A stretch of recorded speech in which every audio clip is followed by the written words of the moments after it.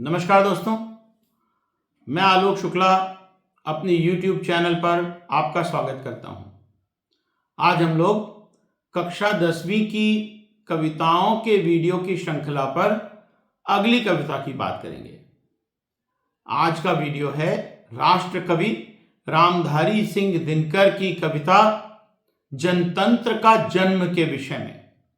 लेकिन आगे बढ़ने के पहले मेरी चैनल को सब्सक्राइब कर लीजिए और बेल आइकॉन भी दबा दीजिए ताकि हर नए वीडियो का नोटिफिकेशन आपको मिलता रहे। अगर वीडियो आपको अच्छा लगे तो इसे लाइक और शेयर भी जरूर करिएगा। राष्ट्रकवि रामधारी सिंह दिनकर का जन्म बिहार के बेगूसराय जिले के गांव सिमरिया में 23 सितंबर 1908 को एक गरीब परिवार में हुआ था। उन्होंने इतिहास विषय लेकर पटना विश्वविद्यालय से बीए ऑनर्स की परीक्षा पास की। फिर वे बरबीघा HE स्कूल में अध्यापक हो गए। इसके बाद सब रजिस्ट्रार बने और फिर मुजफ्फरपुर कॉलेज में हिंदी के प्राध्यापक नियुक्त हुए।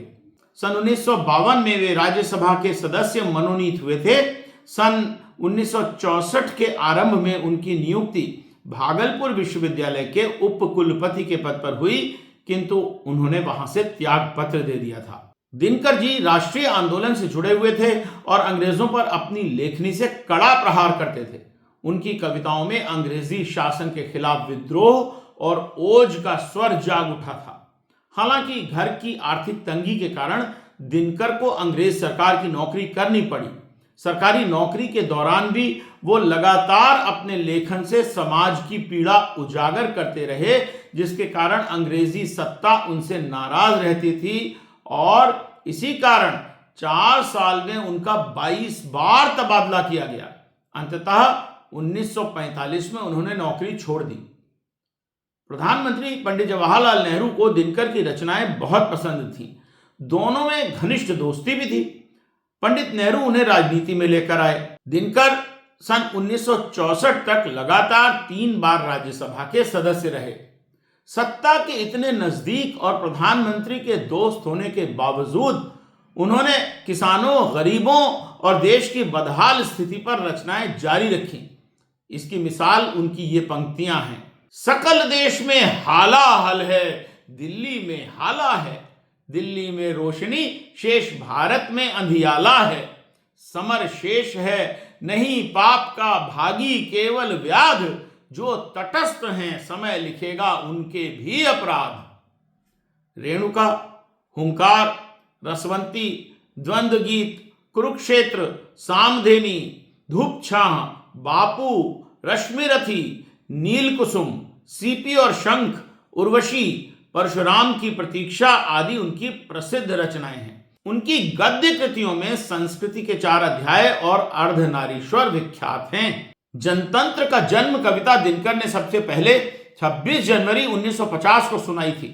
उनकी इस कविता को विशेष प्रसिद्धि तब मिली जब जयप्रकाश नारायण ने 25 जून 1975 को दिल्ली के रामलीला मैदान की विशाल रैली में दिनकर जी की एक कविता पढ़कर संपूर्ण क्रांति की हुंकार भर दी।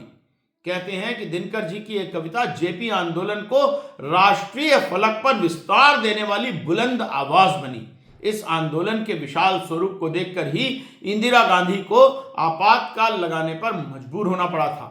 इस घटना को कंगना रनौत ने अपनी नई फिल्म इमरजेंसी में फिल्माया भी है।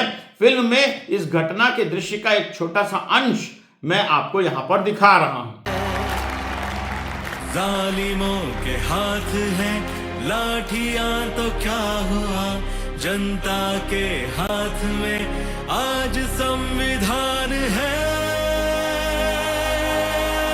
सिंहासन खाली करो कि जनता आती है।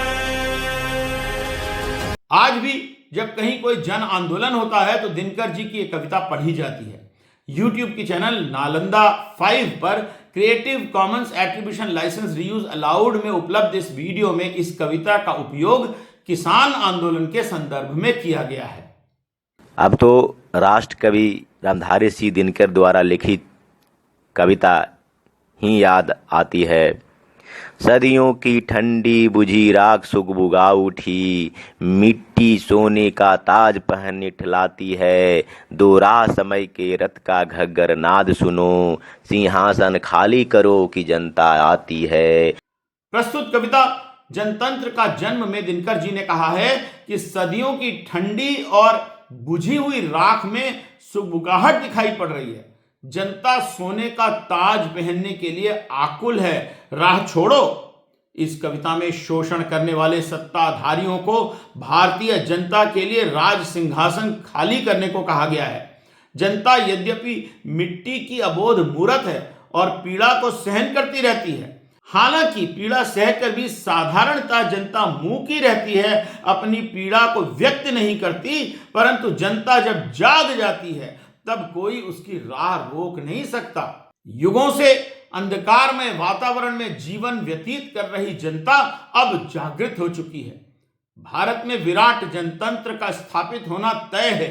अब राजा नहीं बल्कि प्रजा स्वयं राजगद्दी पर आसीन होगी। राज्याभिषेक हेतु एक सिंहासन और एक मुकुट नहीं होगा, बल्कि पूरी भारत की जनता के लिए 33 करोड़ राज सिंहासन और उतने ही राजमुकुटों की तैयारी करनी होगी। मजदूरी करते लोग, खेतों में काम कर रहे किसान ही यहाँ के देवता हैं। उन्हीं की आरती करो। फावड़े और हल ही अब राजदंड होंगे। धूसरता स्वर्ण श्रृंगार का रूप लेगी। अब मेहनती परिश्रमी प्रजा को उसका वास्तविक हक मिलेगा। तो आइए कविता पढ़ते हैं। सदियों की ठंडी बुझी राख सुगबुगा उठी, मिट्टी सोने का ताज पहन इठलाती है। दो राह समय के रथ का घर घर नाद सुनो, सिंहासन खाली करो कि जनता आती है। सदियों की ठंडी और बुझी हुई राख में सुगबुगाहट दिखाई पड़ रही है, अर्थात जनता अब जाग उठी है और सोने का ताज पहनने के लिए व्याकुल है। उसे रास्ता दो। समय के रथ के पहियों से जो घर घर आवाज सुनाई पड़ रही है वो जनता की आवाज है। सिंहासन खाली करो, जनता आ रही है। जनता, हाँ, मिट्टी की अबोध मूर्तें वही, जाड़े पाले की कसक सदा सहने वाली। जब अंग अंग में लगे सांप हो चूस रहे, तब भी न कभी मुंह खोल दर्द कहने वाली। कभी कह रहे हैं कि जनता तो अबोध है, मिट्टी की मूरत की तरह है। जनता जाड़े की रात में भी ठंड की पीड़ा सहती ही रहती है और ठंड से शरीर ऐसे कपकपाता है जैसे हजारों सांप डस रहे हों। जनता फिर भी अपना दुख किसी से नहीं कहती है। जनता, हाँ, लंबी बड़ी जीभ की वही कसम, जनता सचमुच ही बड़ी वेदना सहती है। सो ठीक, मगर आखिर इस पर जनमत क्या है? ये प्रश्न गूढ़ जनता इस पर क्या कहती है? कवि कह रहे हैं कि जनता सचमुच असह्य वेदना को सहकर भी उफ तक नहीं करती। कवि शपथ लेकर कहता है कि लंबी चौड़ी जीभ की बातों पर विश्वास करो। ये तो ठीक है, लेकिन ये तो सोचो कि लोग इस बारे में क्या कहते हैं। इस महत्वपूर्ण प्रश्न पर जनता क्या सोचती है? मानो जनता हो फूल जिसे एहसास नहीं, जब चाहो तभी उतार सजा लो दोनों में, अथवा कोई दुधमुही जिसे बहलाने के जंतर मंतर सीमित हो चार खिलौनों में। कवि यहां कह रहे हैं नेताओं से कि तुम समझते हो कि जनता कोई फूल है जिसे कुछ समझ में नहीं आता, जब चाहे उसे सजा दो, जब चाहे उसे उतार दो, चाहे चढ़ा दो। तुम समझते हो कि जनता कोई दुधमुही बच्ची है जिसे दो चार खिलौने देकर बहलाया जा सकता है, लेकिन ऐसा है नहीं। क्यों? क्योंकि लेकिन होता भूडोल बवंडर उठते हैं, जनता तब कोपाकुल हो भ्रुकुटी चढ़ाती है। दो राह समय के रथ का घर घर नाद सुनो, सिंहासन खाली करो कि जनता आती है। कवि कह रहा है कि जनता जब जाग कर हुंकार भरती है तो भूकंप आ जाता है, बवंडर उठ खड़ा होता है। जनता की हुंकार के सामने कोई टिक नहीं सकता, जनता की राह को कोई रोक नहीं सकता। सुनो, जनता रथ पर सवार होकर आ रही है, उसकी राह को छोड़ दो और सिंहासन को खाली करो, क्योंकि जनता आ रही है। हुंकारों से महलों की नींव उखड़ जाती, सांसों के बल से ताजा हवा में उड़ता है। जनता की रोके राह समय में ताव कहां है, जिधर चाहती काल उधर ही मुड़ता है। तो कवि कह रहे हैं कि जनता की हुंकार से, जनता की ललकार से महलों की नींव तक उखड़ जाती है। जनता की सांसों के बल से राजमुकुट हवा में उड़ जाते हैं। समय में भी वो शक्ति नहीं है जो जनता की राह को रोक सके। जनता जैसा चाहती है, समय भी वैसी ही करवट लेता है। अब्दों शताब्दियों से श्राब्द का अंधकार, बिता गवाक्ष अंबर के दहके जाते हैं। यह और नहीं कोई जनता के स्वप्न अजय, चिरते तिमिर का वक्ष उमड़ते आते हैं। सैकड़ों हजारों वर्षों का अंधकार समय बीत गया है। ये जनता के स्वप्न हैं जो अंधकार को चीरते हुए इस धरा पर उतर रहे हैं।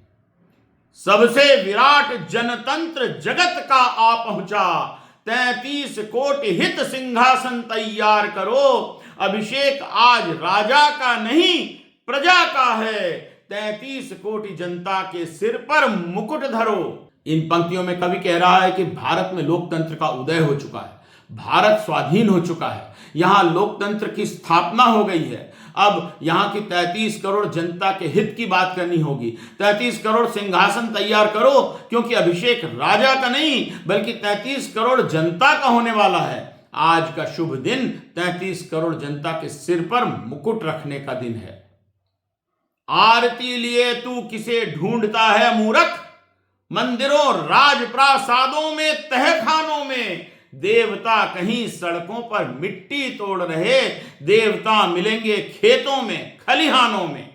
कवि कह रहे हैं कि हम मूर्ख लोग आरती लेकर किस देवता को ढूंढ रहे हैं। मंदिरों में, राजमहलों में, तहखानों में देवता नहीं मिलेंगे। वास्तविक देवता तो सड़कों पर गिट्टी तोड़ने वाले मजदूर और खेतों खलिहानों में काम करने वाले किसान हैं। फावड़े और हल राजदंड बनने को हैं, धूसरता सोने में सिंगार सजाती है। दो राह समय के रथ का घर घर नाद सुनो, सिंहासन खाली करो कि जनता आती है। लोकतंत्र में जनता ही सर्वोपरि है। लोकतंत्र का राजदंड मजदूरों के फावड़े और हल हैं। धूल से सने मजदूरों का श्रृंगार सोने से नहीं बल्कि धूल से ही हुआ है। रास्ता शीघ्र दो, सिंहासन खाली करो, देखो जनता आ रही है। अब इस कविता पर कुछ प्रश्नोत्तर लेते हैं। पहला प्रश्न है, कवि की दृष्टि में आज के देवता कौन हैं और वो कहां पर मिलेंगे। कवि ने मजदूरों और किसानों को देवता कहा है, जो खून पसीना बहाकर देश हित का कार्य करते हैं, जिसके बल पर देश में सुख संपदा स्थापित होती है। दूसरा प्रश्न है, कवि की दृष्टि में समय के रथ का घर घर नाद क्या है, स्पष्ट करिए। कवि ने जनता की जागृति को उजागर करते हुए समय के चक्र से होने वाली क्रांति के नाद की तुलना किसी रथ के पहियों के घर घर से की है। तीसरा प्रश्न है, कवि ने जनता को दुधमुही क्यों कहा है। सिंहासन पर आरूढ़ रहने वाले राजनेता शायद सोचते हैं कि जनता को किसी फूल या दुधमुही मासूम बच्ची की तरह बेवकूफ बनाया जा सकता है। नेता सोचते हैं कि जैसे रोती हुई दुधमुही बच्ची को शांत रखने के लिए उसे कुछ खिलौने दे दिए जाते हैं, वैसे ही रोती हुई जनता को खुश करने के लिए कुछ प्रलोभन दिए जा सकते हैं। लेकिन ऐसा है नहीं। जनता जब जाग जाती है तो उसे रोका नहीं जा सकता। कवि जनता के स्वप्न का किस तरह चित्र खींचता है। भारत की जनता सदियों से, युगों युगों से राजाओं के अधीनस्थ रही है, लेकिन चिरकाल से अंधकार में रह रही जनता राजतंत्र को उखाड़ फेंकने के सपने देख रही है। राजतंत्र समाप्त होगा और जनतंत्र कायम होगा। राजा नहीं बल्कि प्रजा ही राज करेगी। देवता मिलेंगे खेतों में खलिहानों में। इस पंक्ति के माध्यम से कवि किस देवता की बात कर रहे हैं और क्यों?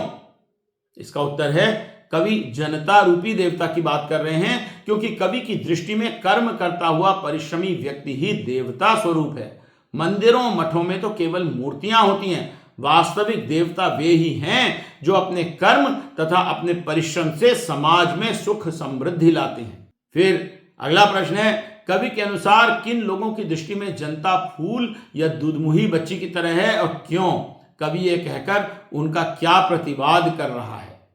उत्तर है, नेता भारत की महान जनता को अबोध समझकर कुछ प्रलोभन मात्र देखकर राज सुख लेने में लिप्त हैं। वे समझते हैं कि जनता फूल या दूधमुही बच्ची की तरह अबोध है। इसके प्रतिकार में कवि ने कहा है कि जब भोली लगने वाली जनता जाग उठती है, जब उसे अपनी शक्ति का एहसास हो जाता है, तब राजतंत्र भी हिल उठता है। तो आज के लिए इतना ही। जल्दी ही फिर उपस्थित होऊंगा कक्षा 10वीं की एक और कविता पर चर्चा के वीडियो के साथ। तब तक के लिए नमस्कार।